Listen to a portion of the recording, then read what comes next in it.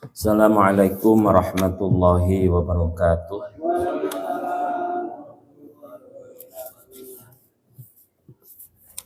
Bismillahirrahmanirrahim. Alhamdulillahi rabbil alamin wa bihi nasta'inu ala umuri dunya waddin. Assalatu wassalamu ala asyrafil anbiya wal mursalin Sayyidina wa maulana Muhammadin wa ala alihi wa sahbihi ajma'in, amma ba'du. Kepada para pengurus, para ustaz, para jemaah sekalian rahimakumullah, alhamdulillah Allah pertemukan kita kembali untuk melanjutkan kajian kitab fikih ya. Pada pertemuan yang lalu kita menerangkan tentang tahiyat akhir, di mana setelah tahiyat akhir sebelum salam disunahkan untuk berdoa berlindung dari 4 hal, yaitu dari azab kubur, dari fitnah hidup, fitnah mati, dan dari fitnah al-masih ad-dajjal.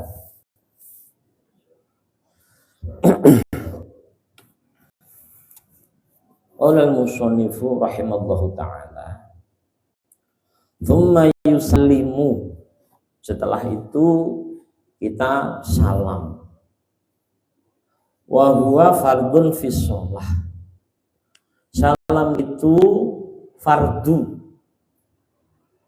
kalau nggak diucapkan sholatnya batal. Biqoulihi sallallahu alaihi wasallam, karena sabda Nabi Muhammad sallallahu alaihi wasallam, miftahus sholati at-tuhur, pembuka sholat adalah bersuci, maksudnya wudhu. Wa tahrimuha at-takbir, dan pengharamannya sholat yaitu takbiratul ihram. Maksudnya setelah kita mengucapkan takbiratul ihram berarti masuk di dalam sholat, sudah nggak boleh ngobrol, nggak boleh makan minum, haram. Wa tahluha, dan penghalalannya sholat at-taslimu, yaitu mengucap salam. Berarti setelah kita salam, yang tadi haram ngomong, haram makan, nah, kalau sudah salam menjadi boleh lagi ngomong, boleh lagi makan, karena pas sholatnya sudah habis.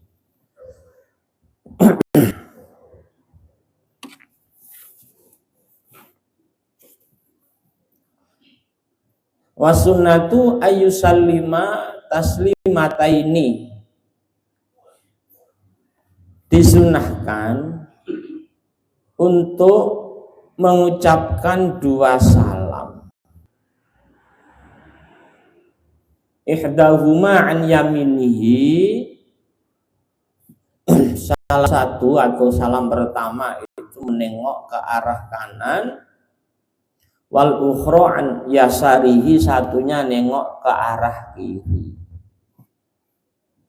Jadi begini maksudnya, disunahkan mengucapkan 2 salam itu ya. Salam yang pertama hukumnya wajib, salam yang kedua hukumnya sunnah. Yang kedua hukumnya sunnah.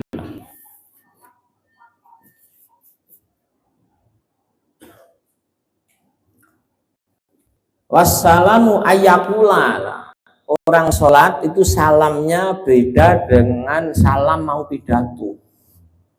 Kalau orang mau pidato itu salamnya assalamualaikum warahmatullahi wabarakatuh. Salamnya orang mau ceramah itu, khutbah. Tapi salamnya sholat itu ayyakula assalamu alaikum warahmatullah sampai warahmatullah titik. Dalilnya mana? 5 rawa Abdullah, ada hadis riwayat Abdullah radhiyallahu anhu qala, ia berkata, kana Nabi sallallahu alaihi wasallam yusallimu an yaminihi, bahwasanya Nabi Muhammad sallallahu alaihi wasallam itu mengucapkan salam ke arah kanan dengan berucap assalamualaikum warahmatullah. Ini dalilnya kalau salam sholat sampai warahmatullah. Wa an yasarihi, dan ke arah kirinya assalamualaikum warahmatullah. Berarti nengok. Hatta yuro bayadu khaddihi, sampai putihnya pipinya Rasulullah kelihatan. Jadi orang yang ada di samping Nabi itu lihat pipi yang putih beliau. Assalamualaikum warahmatullahi wabarakatuh. Kelihatan dari makmum yang sebelah kanan di belakang beliau. Ini artinya nengok kanan itu sunnah. Misalkan jangan kok begini saja. Assalamualaikum warahmatullahi wabarakatuh. Enggak nengok itu sah. Apalagi pas lehernya mungkin rotok cengeng atau gimana, nggak apa-apa. Sunnahnya menengok ke kanan dan ke kiri.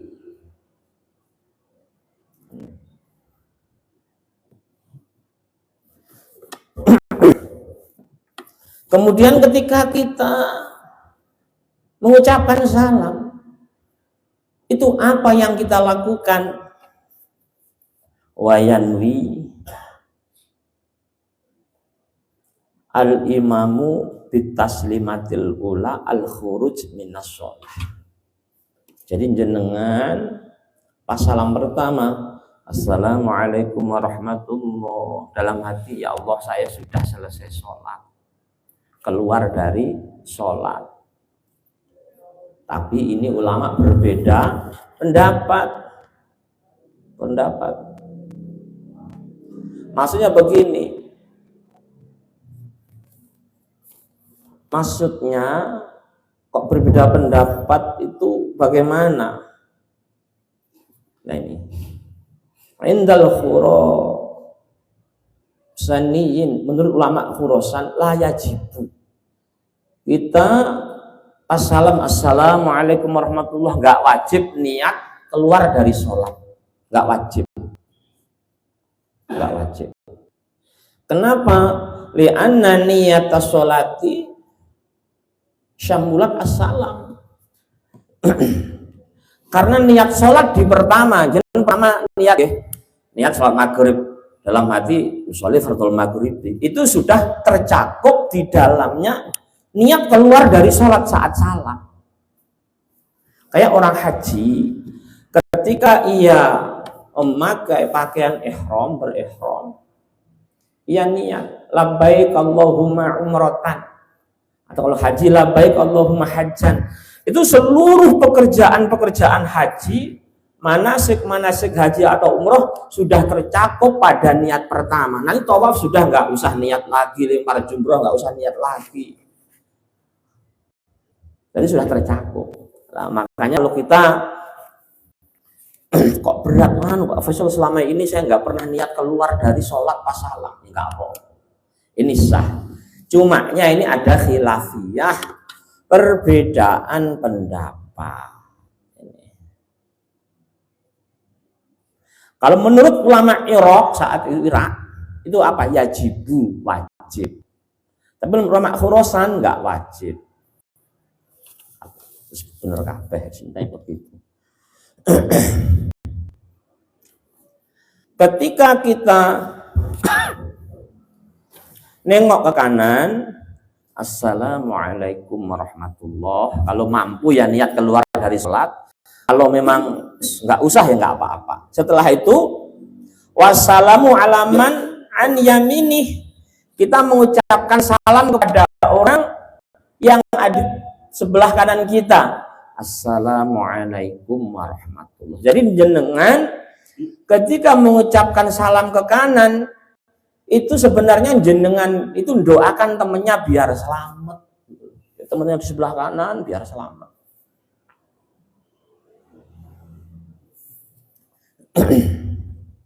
Wa'al hafadzah, dan kepada malaikat yang menjaga kita. Nah, kita itu selalu dijaga oleh malaikat hafadzah. Jadi pas salam kanan, Assalamualaikum warahmatullahi. Niat doakan selamat teman, juga niat ngucapin salam kepada malaikat hafadzah yang jaga kita. Jadi tidak diam, tidak tanpa ada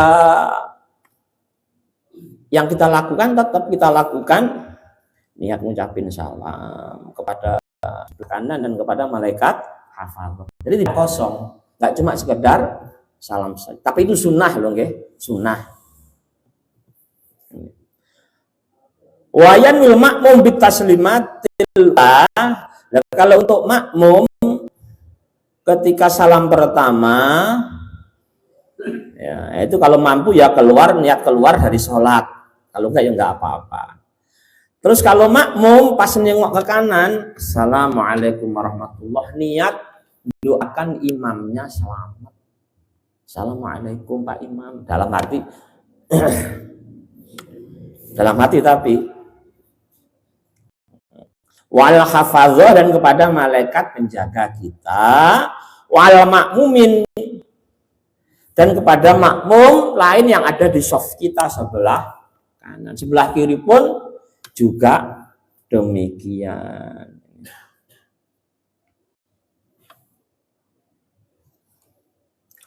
Kemudian kalau sholatnya sendirian bagaimana Pak Faisal? Kan nggak ada imam yang kita doakan keselamatan, nggak ada teman-teman kita yang kita doakan dan salam kita.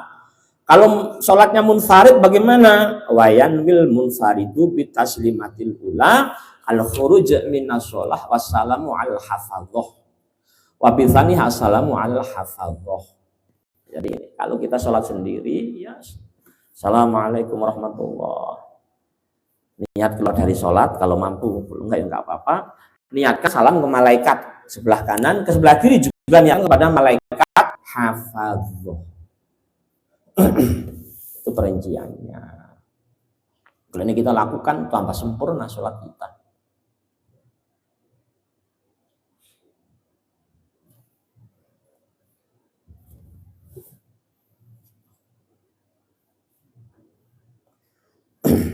Wa aqalluhu ayyakula. Sekarang minimal ucapan salam itu bagaimana?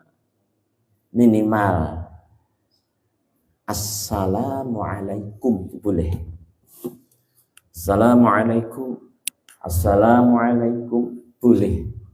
Itu sah. Tapi kalau mengundang tanda tanya apalagi jadi imam, yang biasanya dilakukan. Di situ apa ya itu yang kita lakukan.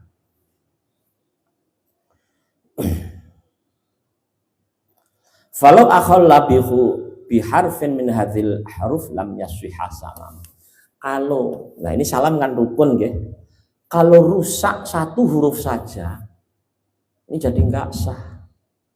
Contohnya assalamu dibaca assalamu. Ini sudah beda. Yang benar assalamu.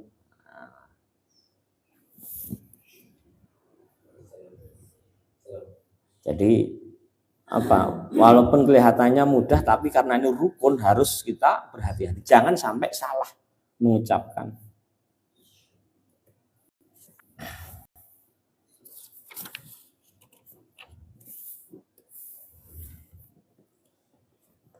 Far'un, cabang pembahasan. La yustahabbu, tidak disunnahkan, ayyakula mengucapkan assalamualaikum warahmatullahi wabarakatuh. Jadi salamnya kalau sholat fardu jangan lengkap. nggak disunahkan, nggak disunahkan. Tapi kalau dilakukan batal nggak Pak Faisal sholatnya? Tidak, cumanya tidak sunnah. Kalau nggak sunnah berarti apa? Ya bisa makruh, bisa khilaful aula, bisa makruh, bisa menyelisihi keutamaan yang lebih utama itu nggak ada wabarakatuhnya. Cumanya ada pendapat ulama, tapi khusus untuk salamnya sholat jenazah disempurnakan. Kalau sholat jenazah ya, assalamualaikum warahmatullahi wabarakatuh. Itu sholat jenazah. Tapi sholat yang lain, entah sholat fardu, entah sholat sunnah selain jenazah, sampai warahmatullah saja, minimal assalamualaikum, itu minimal sudah. Tambahan wabarakatuh tidak disunnahkan. Hadza huwas shahih. Ini pendapat yang sahih, yang benar.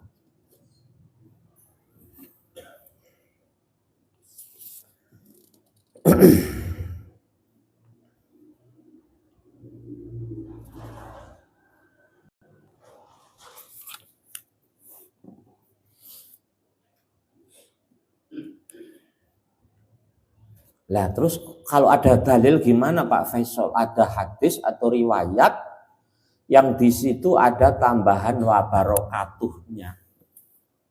Nah, memang ada di sini. Ya saya bacakan. Ya. Diriwayatkan Abu Dawud dari riwayat Wa'il bin Hajar radhiyallahu anhu, anna Nabiyya sallallahu alaihi wasallam, sesungguhnya Nabi Muhammad sallallahu alaihi wasallam kana yusallimu, bahasanya Nabi sallam, an yaminihi, dari arah kanannya, assalamualaikum warahmatullahi wabarakatuh. Ini ada wabarakatuhnya ini riwayat ini. Wa an shimalihi assalamualaikum warahmatullahi wabarakatuh. Nah ini dipakai dalil oleh saudara-saudara kita yang salamnya menggunakan tambahan lengkap wabarakatuh. Wabarakatuh. Nah, terus sekarang kita teliti kualitas hadisnya. Dalam tadhyil catatan kaki di sini terangkan dhaifun, hadisnya dhaif. Dhaif niku napa? Lemah. Hadis lemah. Ini lemah. Lah ternyata wabarakatuh itu wahadhi ziyadah nasabat Obroni ila Musa bin Qais al-Hadrami. Jadi ternyata wabarakatuh itu tambahannya dari seseorang yang bernama Musa bin Qais al-Hadrami, bukan dari Rasulullah wabarakatuhnya. Ada ziyadah tambahan. Terus kok ada yang wabarakatuh, ya sudah. Kalau sudah terbiasa itu ya jangan dijadikan masalah. Jadikan masalah, cumanya yang penting dia ada dasarnya. Nah, kalau kita sudah tahu dalilnya, kita ngaji hadisnya begini-begini, ternyata yang sahih itu tanpa wabarakatuh, ya namanya ilmu diamalkan. Jadi diamalkan. Dan ini juga masuk khilafiyah. Tapi mayoritas ulama mengatakan hadis yang ada wabarakatuhnya itu syadz. Hadisnya itu syadz. Syadz itu artinya aneh. Artinya enggak umum di kalangan para ulama. Enggak umum. Jadi kita hargai kalau ada perbedaan. Cumanya kok jenengan dalilmu mana yang enggak ada wabarakatuhnya? Jenengan juga harus hafal kalau bisa. Jadi itu. Tapi walaupun nggak hafal, yang penting sudah pernah diterangkan dalilnya, itu sudah disebut tidak taklid. Jadi beramal dengan ilmu.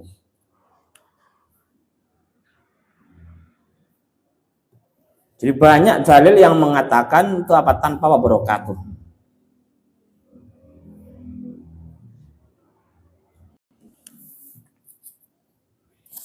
Jamaah sekalian yang dirahmati Allah,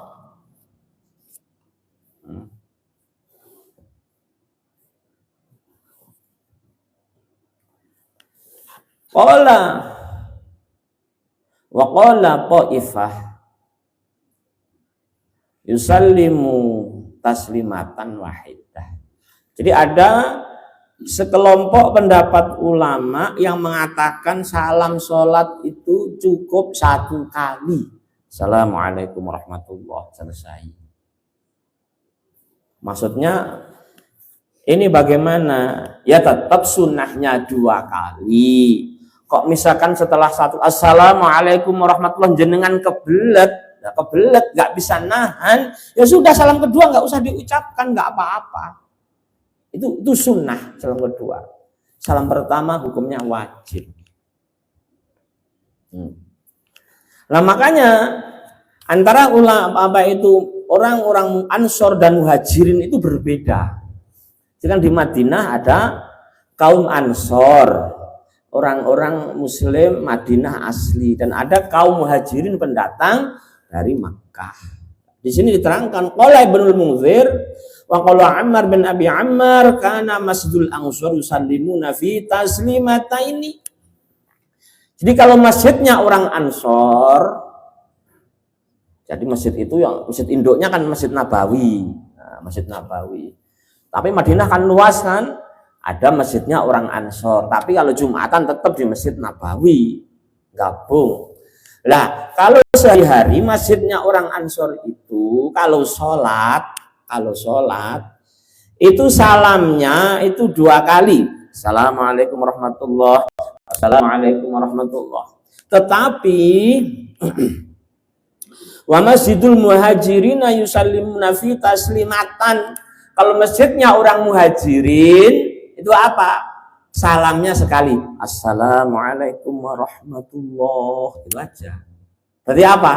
Perbedaan itu sejak dulu itu ada, tidak menimbulkan konflik, enggak saling merasa terusik. Sampai salamnya kursi tok. Enggak, semuanya saling menghargai. Saling menghargai. Sejak dulu sudah perbedaan. Rukun. Nabi itu pas musafir ngajak banyak sahabat pas Ramadan. Siapa yang mau berbuka silahkan, mokel maksudnya siang hari puasa. Siapa yang kuat nerusin silahkan. Sebagian ada yang mokel, sebagian ada yang enggak. Kedua kelompok itu yang satu mokel yang satu enggak tidak saling menyalahkan. Ini fikih. Fikih seperti ini.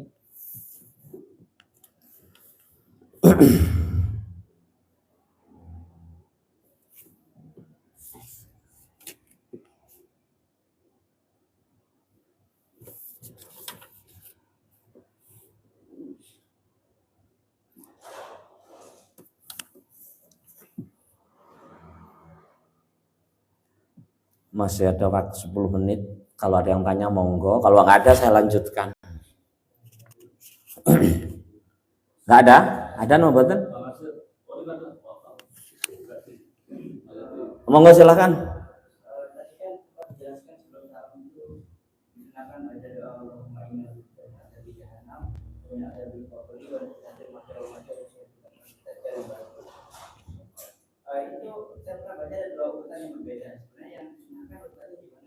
Ya, itu kalau dalam ilmu mustalahul hadis namanya hadis bil makna. Hadis bil makna itu artinya begini, intinya sama, ya, isinya sama, kontennya sama, cuma redaksinya itu berbeda. Kenapa itu terjadi kok ada perbedaan? Misalkan saya sedang ngaji pada malam hari ini, saya sedang ngaji. Saya jelaskan ke jenengan ada 3 amal. Nah, yang amal itu pahalanya nggak terhitung saking banyaknya. Nomor 1 memaafkan kepada orang, nomor 2 ya, sabar, nomor 3 yaitu berpuasa. Lah, jenengan nangkepnya kan beda-beda, dibolak-balik. Yang misalkan yang A kata Pak Faisal ada 3 amal yang pahalanya tiada terhingga. Nomor 1 puasa, nomor 2 sabar, nomor 3 memaafkan. Yang satunya lagi memaafkannya nomor 1, sabarnya nomor 2. Lah ini namanya perbedaan penerimaan, akhirnya terjadilah perbedaan redaksi dari hadis tersebut. Nah, itu tidak masalah. Yang penting itu apalagi hadis mutawatir. Di hadis mutawatir itu Nabi sedang bersabda, yang dengerin itu banyak orang. Makanya berbeda-beda riwayatnya. Kecuali Nabi, misalkan Nabi sedang naik kuda bersama Ibnu Abbas atau Ibnu Mas'ud. Nabi ngasih tahu kepada Ibnu Mas'ud atau Ibnu Abbas, wahai Ibnu Mas'ud, senantiasa mintalah pertolongan kepada Allah. Nah, karena yang dengar cuma satu orang, yang nggak ada perbedaan. Mau yang dengar satu orang, namanya hadisnya hadis ahad. Kalau yang dengar riwayat cuma satu. Cumanya kalau cuma satu orang, ini kekuatannya beda dengan hadis yang didengar oleh banyak orang. Makanya ada salah satu kelompok dalam Islam yang menolak hadis ahad karena nggak ada pengimbangannya yang lain. Jadi itu tidak masalah. Memang berbeda-beda. Kalau di sini kemarin min adzabil qabri dulu, baru jahanam. Ada yang memisah fitnatil mahya sama mamat itu sendiri-sendiri. Beda-beda. Namanya hadis bil ma'na. Begitu jawaban saya. Mungkin ada yang lain? Cukup? Baik, monggo. Waalaikumsalam warahmatullahi wabarakatuh. Di dalam sholat kita sebagai jamaah, apalagi contoh lagi pulang kampung, kita hadir paling lama 10 hari dan kita tidak lulus hari per hari itu, dan di malam itu kita tidak tahu siapa imamnya, tapi dalam hati kita mengetahui bahwa bacaannya ini terlalu hancur, gitu. Terus terutama di dalam Al-Fatihah, apakah kita sebagai imam itu boleh pasrah-pasrah saja? Artinya tidak usah maroko, dari pengira pasrah harus. Karena di sisi lain ada ulama yang mengatakan bahwa sholat itu tidak sah, begitu. Sedangkan kita maunya ya siapa sing mimpin terima air sekarang itu seperti itu.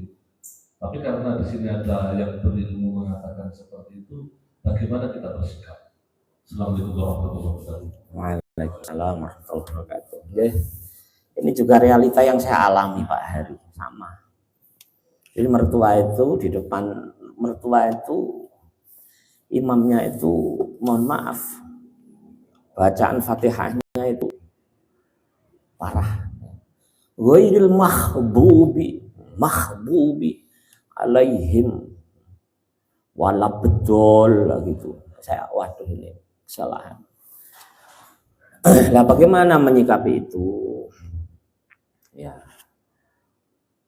Dalam ya Imam Syafi'i dalam mazhab Syafi'i mengatakan, kalau sholatnya sholat sir, sholat yang nggak kedengeran, zuhur asar, nggak apa-apa makmum sama dia, nggak apa-apa. Tapi kalau sholatnya pas sholat yang jahar, maghrib isya subuh, ya kalau saya pribadi ya sholatnya sama istri, sama anak-anak saya ketika mudik itu. Tapi kalau siang saya berani bermakmum. Ya. Tapi ada qaul dhaif ya, qaul dhaif loh ya. Yasfihu mutlaqan, sah secara mutlak. Maka dalil mana? Shallu khalfa man qala la ilaha illallah. Salatlah bermakmum kepada orang, yang penting orang itu Islam gitu aja. Yang penting dia mengucapkan la ilaha illallah, sudah. Nah, itu. Tapi kalau saya mentakwili itu ya berarti salat yang sirri tadi, salat yang tidak kedengaran. Tapi ada ulama yang sudah ini, tapi kalau dhaif loh ya, sudah nggak apa-apa. Nggak apa-apa. Karena Nabi sendiri dalam kitab-kitab fikih pun juga diterangkan syarat-syarat imam kan harus qori dalam arti itu bacaannya paling bagus ya. Banyak tidak satu di situ hafal Quran tapi nggak paham kandungannya. Yang satu nggak paham Quran tapi paham isinya. Kalau dalam mazhab Syafi'i yang lebih utama yang nggak apal tapi ngerti kandungan Al-Qur'annya. Kalau mazhab Syafi'i loh ya, itu beda-beda juga ini.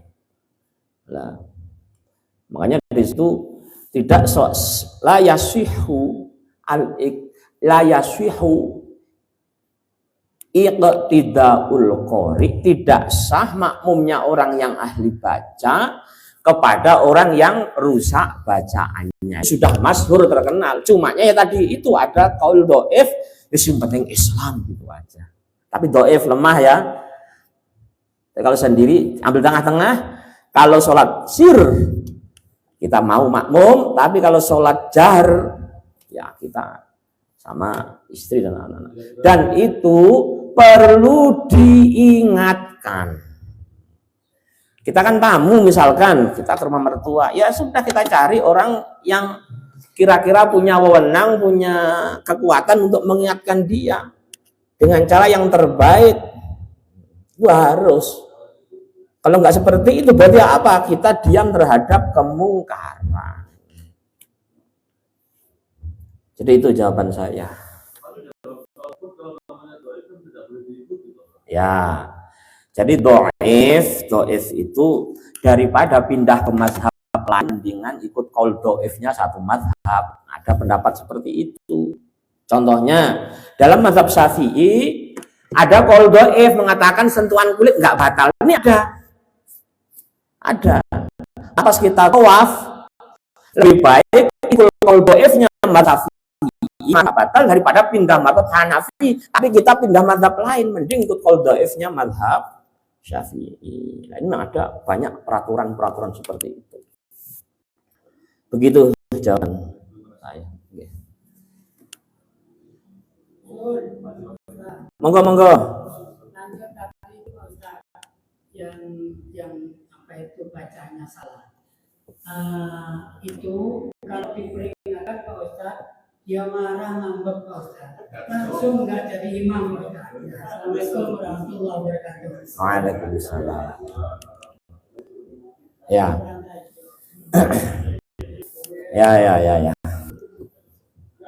Ya, ini terjadi di musola sini nggak ada insya Allah. Ya. Di musola saya itu dulu ada orang ya senior ya, termasuk di situ salah satu pendiri. Tapi bacaannya itu langgam Jawa. Alhamdulillahi rabbil alamin. Pas ada makmum orang Kemenak di situ. Tamu saya pas masbuk. Jadi pas azan itu masih di rumah saya. Saya malu, saya ditegur sama Kemenak saya. Mosok kurang imam jenengan Pak Ustadz. Imam kayak gitu, enggak, kebetulan imamnya pas maju, pas yang imam rawatib, imam yang tetapnya pas enggak datang semuanya. Nah, akhirnya ya saya sampaikan kepada ketua takmir, ketua umat, dibahas terus diajak ngobrol berdua dalam situasi yang tidak depan orang, pas situasinya lagi ngopi atau rokokan, diajak ngomong. Kalau datang, kalau bisa apa? Bawain ulang apa senengan di samsu gawane di samsu sak selop gitu, jak ngobrol wis. Nah, ya. Insya Allah baik, menyadari mungkin kita ngomongan di depan umum terus tersinggung, itu gara-garanya. Itu di musola saya sini insya Allah enggak ada, ya. Nah. Jadi itu jawaban saya. Oh, ngoten ya. Oh, nggih. Berarti jangan ikut tanggung jawab kalau pas mudik ini. Oke. Baik, demikian sudah mau isya. Kita alhamdulillahirabbil alamin. Subhanakallahumma wa bihamdika asyhadu an la ilaha illa anta astaghfiruka wa atubu ilaik. Assalamualaikum warahmatullahi wabarakatuh.